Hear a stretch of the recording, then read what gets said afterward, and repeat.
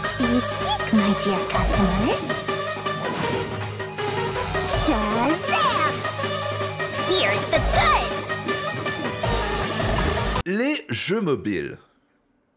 Je les hais. Je déteste ce médium du jeu vidéo. C'est majoritairement des jeux à microtransactions qui jouent sur votre frustration. C'est des jeux avec un ATH horrible, avec des contrôles qui cachent une bonne partie de l'écran, et c'est chiant parce que moi, j'ai des énormes mains. Et je crois que les pires, ce sont ceux qui te montrent un trailer épique, et au final, bah t'as ça.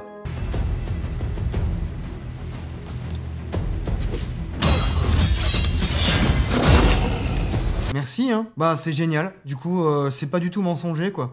Mais Mister Zenios, il y a des jeux mobiles qui essaient d'être ambitieux comme des jeux consoles. Bah oui, orifice de fesses. Sauf que, puisque ça consomme énormément d'énergie et de ressources, ça transforme ton téléphone en braise. Aïe aïe. Et je sais pas vous, mais moi j'ai pas envie que mon téléphone qui m'a coûté 2 semaines de salaire me pète dans les mains. Crise d'obsolescence programmée. Bref, aujourd'hui dans Pop Fiction, on va parler d'un super jeu mobile. Mais t'as dit que t'aimais pas les jeux mobiles. Ouais. Puis tu vas parler en bien d'un jeu mobile? Ouais. T'es con ou t'es con? Ben les deux.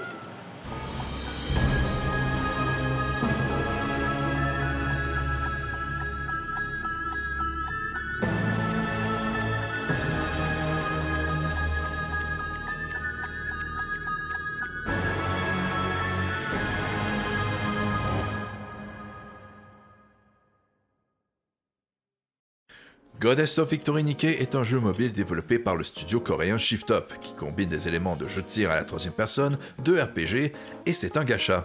Le jeu se déroule dans un univers post-apo cyberpunk où l'humanité combat une espèce extraterrestre grâce à leur dernier salut, les Nikkei. Des cyborgs à l'apparence féminin car les hommes ne sont pas aptes pour en devenir. Et pourquoi elles sont fringuées comme ça? 他の共同体もラプチャーに壊された。最後の希望を胸にここに来たはずです。 Me regardez pas comme ça, hein, c'est le jeu qui le dit. Le gacha est un terme japonais qui désigne les machines distributrices de jouets en capsule, très populaire au Japon, et ça crée la même addiction que les jeux d'argent. Le jeu joue sur la frustration des joueurs quand ils n'obtiennent pas le personnage qu'ils veulent. Du coup, quand le joueur n'a pas obtenu le perso qu'il voulait, il achète l'argent virtuel du jeu, retente encore, encore et encore. Mais alors, pourquoi j'ai décidé de lui consacrer un épisode de Pop Fiction? Et bien pour ça, il faut que je vous raconte ma première fois avec ce jeu.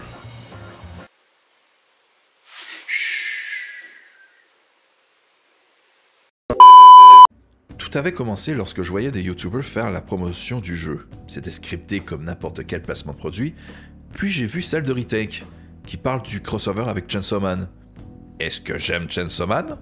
Oui. Alors je l'ai téléchargé sans être emballé. Le jeu nous permet d'essayer l'event sans devoir avoir un niveau requis, mais je sais que je me serais fait défoncer comme une grosse merde. Donc je remplis le tuto. Ça me gonfle, alors je fais vite, et je démarre la campagne du jeu. C'est du texte sur des images fixes avec un peu de mouvement, ce qui peut être très lassant. Au moins les dessins sont ultra bien foutus. Je me familiarise avec le gameplay, un TPS fixe assez banal qui redevient redondant à la longue. Je m'approche de la fin du chapitre 1. J'ai passé beaucoup de temps à skipper les moments de dialogue sur plan fixe. Là, je vous avoue qu'à ce moment, j'avais un début d'envie de supprimer le jeu et de laisser tomber l'event Chainsaw Man. Je termine le boss, et soudainement...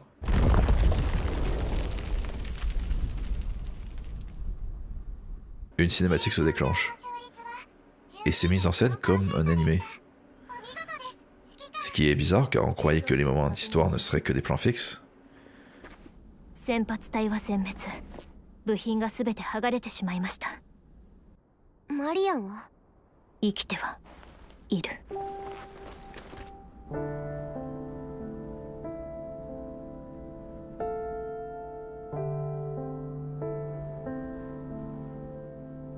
ここです。手遅れね。侵食が脳にまで転移してる。脳が破損した逃げは処分するのが規則です。軍法により逃げの処分は指揮官が行わなければなりません。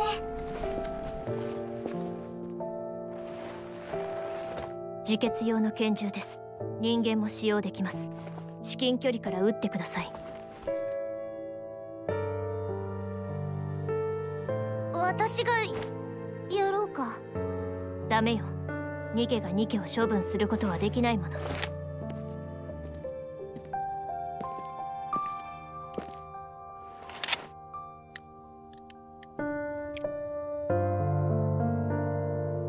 指揮官、グズグズしている暇はありません。このまま放置すればイレギュラーになる可能性が高くなります。指揮官、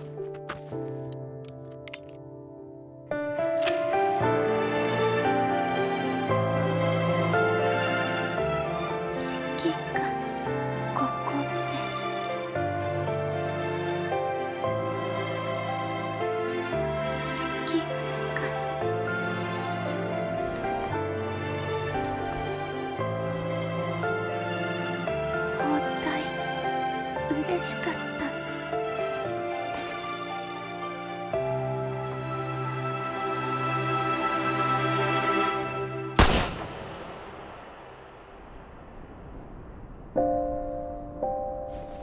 マリア、処分確認。沈黙確認。現時刻をもって捜索作戦を終了します。アークにお戻りください。On a certes exécuté Marianne, mais on laissera son corps à l'abandon. La caméra recule lentement, appuyant beaucoup sur l'abandon de Marianne. Le vent devient de plus en plus fort à force de s'éloigner.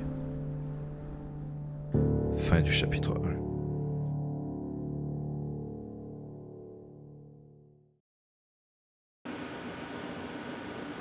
1. À ce moment-là, précisément à ce moment que j'ai réalisé que j'ai raté un truc. Quelque chose d'important. Alors j'ai refait le chapitre 1, sans skipper les scènes de dialogue. Et tout est devenu lucide. Tout devient clair. Tout commence dans le noir. Nos yeux s'ouvrent petit à petit et on entend une femme en détresse.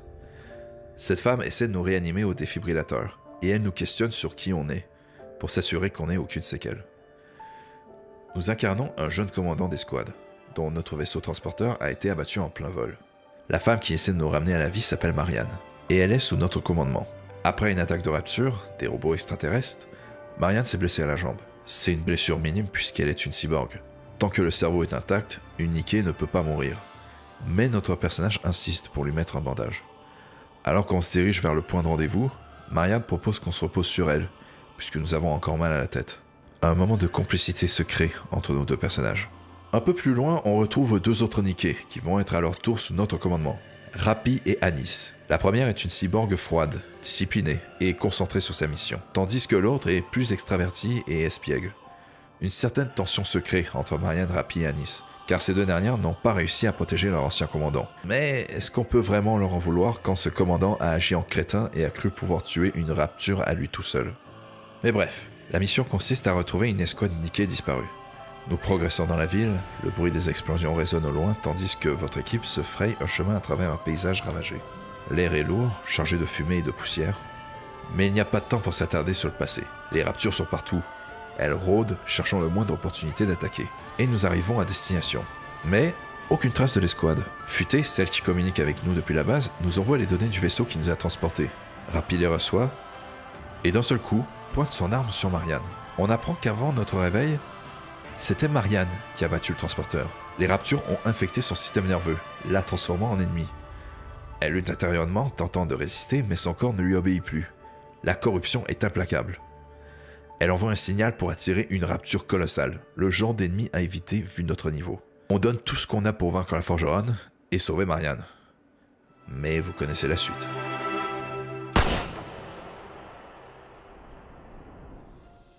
Voilà.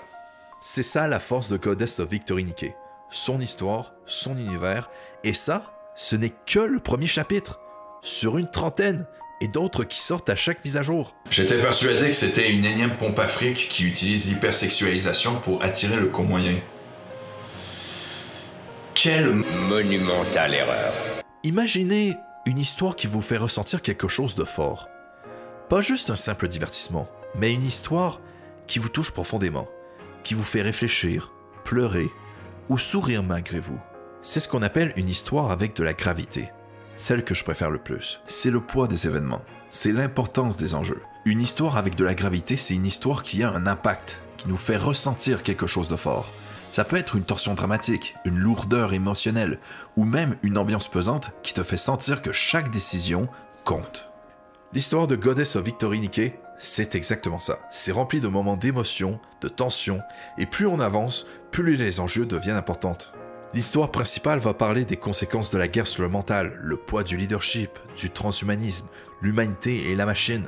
Et surtout, ce sera rempli de drama! La communauté en font souvent la blague quand on est un joueur novice. On se met à jouer au jeu en disant « Des boubies qui rebondissent, c'est rigolo! » Et après avoir passé plusieurs temps dessus... Emotional damage! Par exemple, un moment dans l'histoire, on apprendra qu'il existe une invention qui permet aux Nickés d'avoir leur libre arbitre. Sur le coup, on trouve que c'est génial. Mais très vite, notre entourage et les événements qui suivent nous font demander vraiment si les Nickés devraient avoir ce droit. Car beaucoup d'humains considèrent les Nickés comme de simples robots, et pas des êtres vivants. Et plus tard, on entreprend de recueillir du Vapos pour libérer les Nickés. Et un dilemme se crée. Si on donne le Vapos aux Nickés, elles ne seront plus contraintes d'obéir aux humains, mais est-ce qu'on est sûr qu'elles ne se retourneront pas contre leur créateur? Le récit est loin d'être manichéen. Au fil de l'histoire, on apprendra que l'Arche, dont le but est de sauver l'humanité, n'est pas totalement clean dans ses agissements. Et même certaines Nickés qu'on recrutera sont loin d'être des enfants de cœur. Je pense notamment à Crow et Souliers Rouges, ou comme j'aime les appeler, les incarnations de Satan. Bon, j'en fais des caisses. Mais je vous rassure, le récit sait faire preuve de légèreté quand il faut. Dans l'Arche, on peut bâtir des lieux où on peut jouer des petites scénettes avec les Nickés qu'on obtient. Ces courts dialogues nous fait vivre dans le quotidien de notre personnage. Genre, par exemple, on va dans un bar... Ça sonne un peu le début d'une blague nulle. Bref, on va dans un bar, on croise Rosanna et Moran, et elles démarrent un combat de cocktails. Sauf que leurs boissons sont toutes dégueulasses. C'est léger, ça aide à nous attacher au personnage, et il y en a plein de ces scènes sur l'Arche. Bref, si vous avez jamais joué à Goddess of Victory Nikki, vous savez pas à quel point les scénaristes de Shift Up sont des putains de génies. Je veux pas en rajouter encore une couche parce que ça rendrait la vidéo trop longue, donc je vous reporte à cette vidéo où je raconte l'histoire la plus tragique du jeu. À mon sens. Avant de conclure, il me reste 2 points importants à aborder concernant le jeu. Tout d'abord, le gameplay principal en phase TPS n'est pas des plus palpitants. À chaque fois qu'on arrive à cette phase, c'est la même chose. On tire sur les mobs, le boss du niveau apparaît, on le tue, fin. Et c'est le même pattern, encore et encore. Et le pire, c'est qu'après avoir fait le chapitre 1, on obtient une fonction qui laisse l'intelligence artificielle faire tout à notre place, y compris activer les capacités spéciaux de nos persos. Sérieusement, il y a un bouton autopilote? Quel intérêt de jouer? Mais je pense que les développeurs ont remarqué cette erreur et ont pallié ça avec une nouvelle feature. À chaque grosse mise à jour, les devs introduisent des mini-jeux pour diversifier l'expérience. Des mini-jeux de type Frogger, un Tower Defense ou encore un shoot 'em up à la Vampire Survivor. Heureusement qu'ils développent ça à côté parce que je pense vraiment que beaucoup de joueurs auraient laissé tomber le jeu tellement ce serait redondant. D'ailleurs, il y a une autre feature importante que je veux souligner. Quand vous allez dans le centre de commandement, il y a une section qui est nommée Souvenirs. Et cette feature permet de rejouer toutes les cinématiques du jeu, y compris rejouer les events. Pour moi, c'est la preuve ultime que le studio tient à ce qu'on vive une expérience narrative marquante. Car aujourd'hui, c'est moins présent dans un jeu de pouvoir rejouer l'histoire principale, ou plus précisément, revivre un moment clé du récit.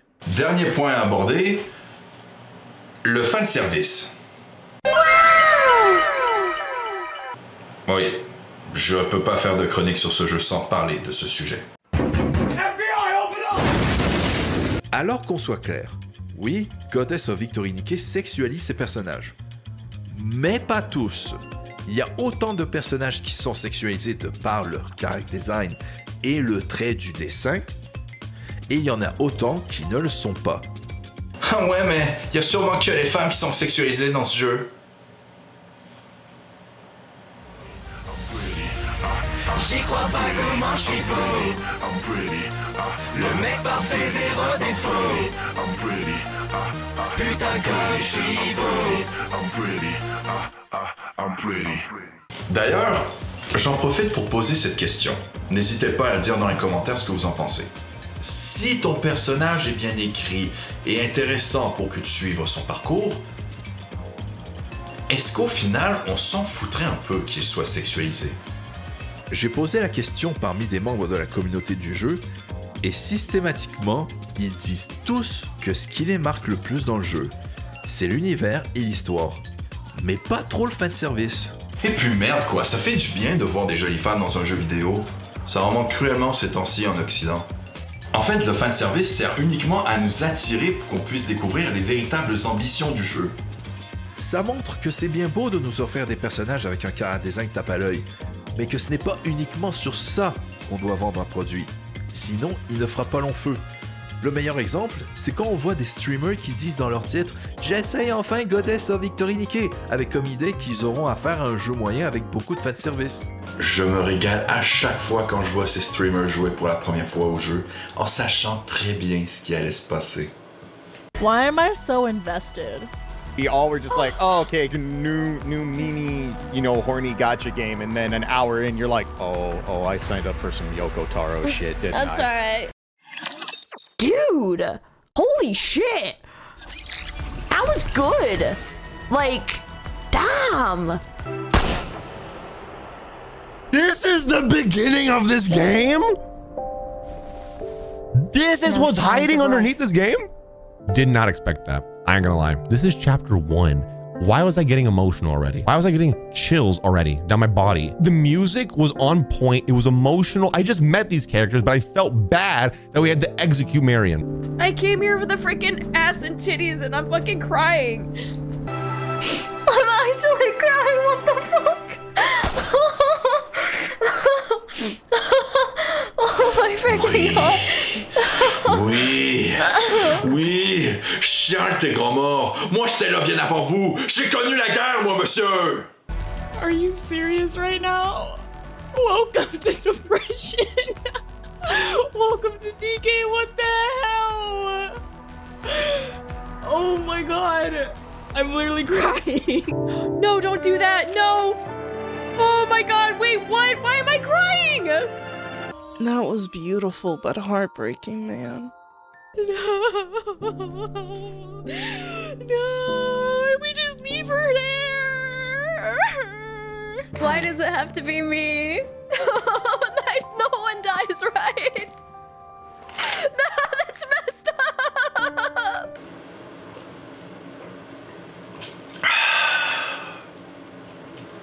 Comme leurs larmes sont douces et sucrées à la fois.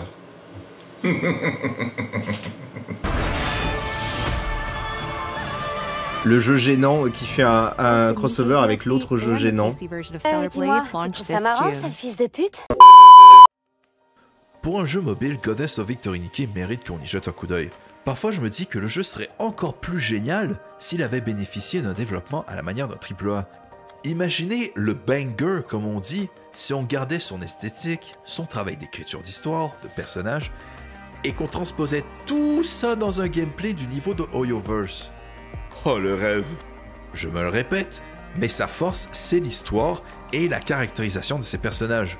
Le jeu m'a fait le même effet que Final Fantasy VII. Les combats me gonflaient et tout ce que je voulais, c'est qu'on revienne à l'histoire. Oui, le jeu use du fanservice. Quand je joue, j'aime voir une paire de fesses. Mais dans l'absolu, je veux savoir qui est derrière cette paire de fesses. Hein, Polnareff? Oh my!